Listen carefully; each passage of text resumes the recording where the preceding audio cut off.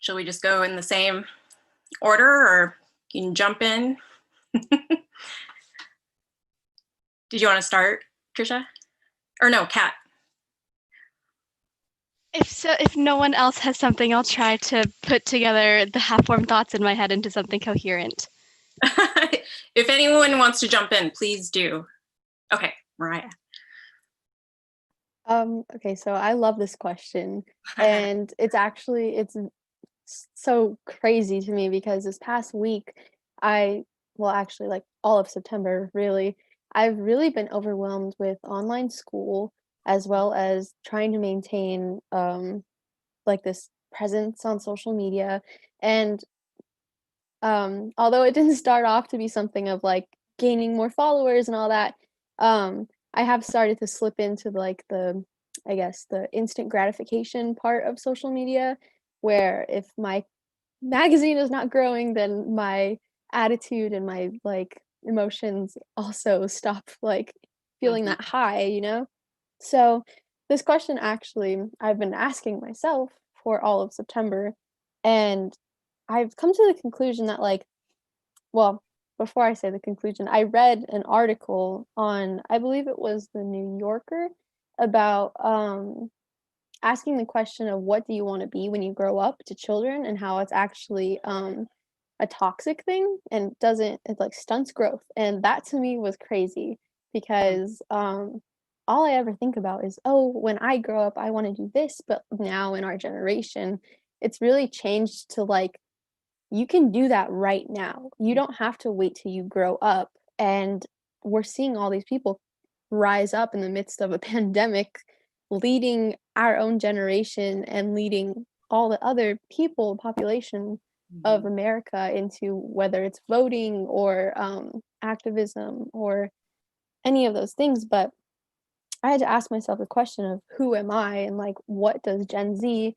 what does that label even mean to myself? Like, am I letting that label control me? Who do I want to be in the sea of this generation? What do I want to bring out and help it grow to be? And I just really thought about like the beauty of not having the answer.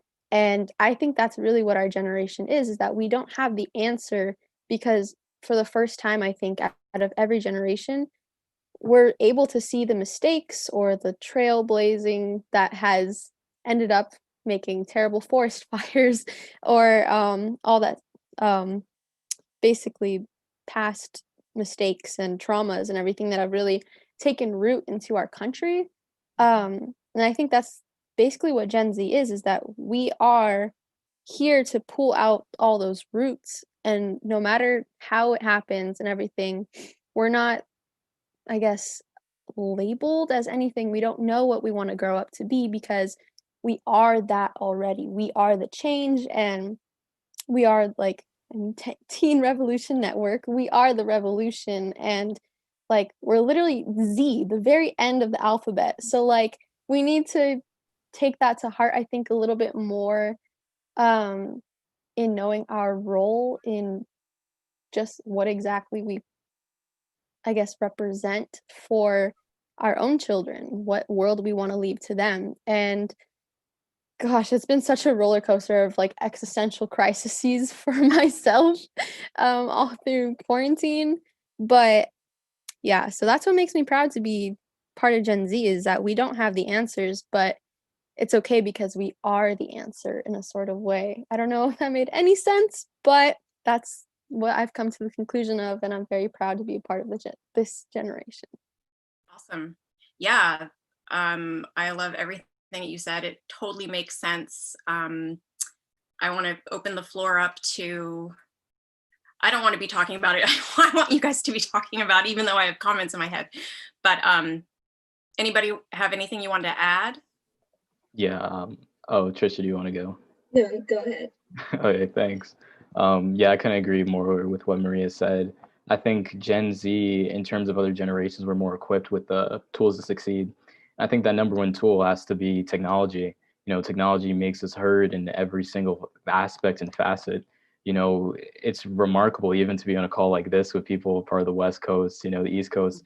If we compare this back to the 60s, the 70s, this wouldn't have been able to be a reality. And just having just such simple tools such as Wi-Fi, and as you brought up the statistic before, 95% of Gen Z have smartphones. Just having a smartphone is really all you need to get started.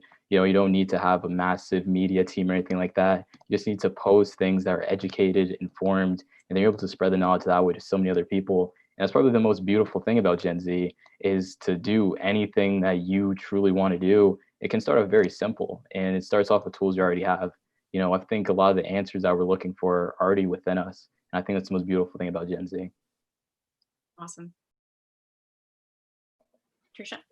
Yes, if I could describe Gen Z in 3 words, it would probably be interconnected, determined, and creative. I think what sets our generation apart from any other generation in the past is that we're very progressive, we're broad-minded, we're open and diverse. There are so many qualities about us that are so prominent that just haven't existed in the past or haven't been, as evident in the past. And I think the best thing about this is that, there are so many issues in the world right now. We're in the middle of a pandemic, forest fires, climate change, racial inequity, gender inequality. But I think instead of being scared of these challenges, where all of us together collectively want to change these aspects of our society today to improve people's lives, not only our lives, but the lives of generations to come. And I think that's really amazing.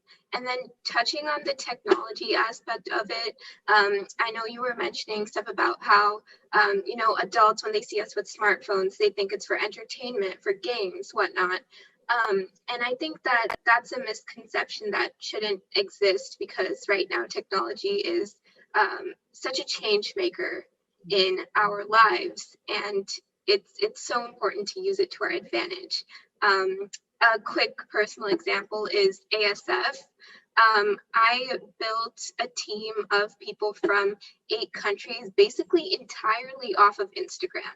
If I didn't have that tool, if I didn't have technology, I wouldn't even know these people existed. And we wouldn't be able to make the change that we're making today across several states and several countries. And I think that utilizing that tool is something that we're all learning, and we're using it to our advantage to make change and use our creativity to mitigate some of the pressing social issues that are kind of plaguing our lives right now. If Yes, really absolutely. quick, I would love to bring it back to what Mariah said. I think that's how you say your name. But I've always heard the question, what do you want to be when you grow up? And I've heard this new question is, what change do you want to make? Which I think just resonates so strongly with all of Gen Z, because we are change makers and we are making change, and we all just we're moving the same direction, but all just very different ways. And I think that's a really beautiful thing, is that we're all growing towards a direction, and how we do it is so different. Like, I looking at all these people here, we all have different stories and such different back. We're all fighting for one thing, and that's our lives and our future generation lives and the lives of everyone right now. And I think I'm very proud to be a part of Gen Z. As you should be. I want to be a part of Gen Z. Kat, did you want to add anything? Sure. I'll second everything that everyone else has said. It's all been very profound. I find that our generation seems to be very aware in terms of connections and networking, and how creating change isn't necessarily doing something immediate where you'll see, results the next day. It's often, well, maybe not often, but a lot of the times it is just creating like the foundation for something, and for someone to kind of pick it up after you. I looked it up. It looks like the next generation after us is called Generation Alpha, which crazy Okay. name, kind of vibing with it, a bit jealous, not gonna lie. But it's like, I have the Colorization Collective, but Anya and I are already thinking about our line of succession and how we're going to kind of an adult board, form that, and be a part of that, but still not be actually running it once we're not teenagers anymore, which is kind of a scary thing to think about. And also how I think our generation's activism isn't necessarily performative. You know, I'm not doing this for clout or for my college apps or for like someone else's view of me or for someone else's approval. Like, I do this because it's something that I really care about, and it's something that I've been personally impacted with, and I hope that people after me won't have to face the same, you know, barriers that I've had in the performing arts world. Nice. Thank you, everyone.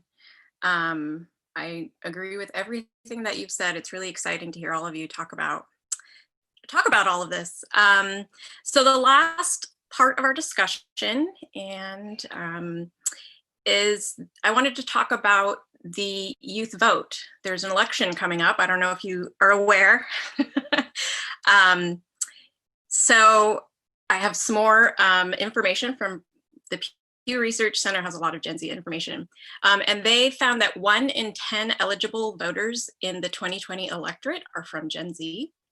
More than 23 million eligible Gen Z voters this year, which is about 16 million more than in the 2016 election. I also heard that 6% of teens were taught how to register to vote in school. And the impact of Gen Zers have on the election will depend a large part on voter turnout. So why is it so important to mobilize youth to vote? What is at stake for Gen Z? And what would you tell your peers who think their voice doesn't matter or that they don't know enough about politics?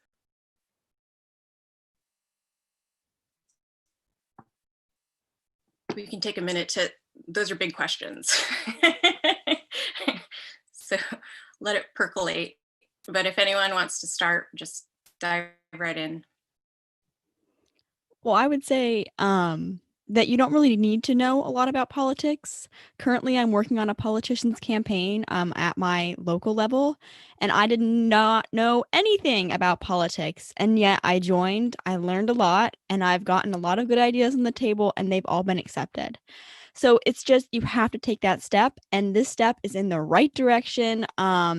Everything is at stake. If you're questioning what's at stake, it's everything. From healthcare to rights, like human rights, like things that we all deserve are at stake, which they shouldn't be. And this election is crucial. No matter who you are, this is going to affect you. And maybe you don't know what it's going to look like, but it will look scary if you don't help out in the election, and you can help out simply by voting.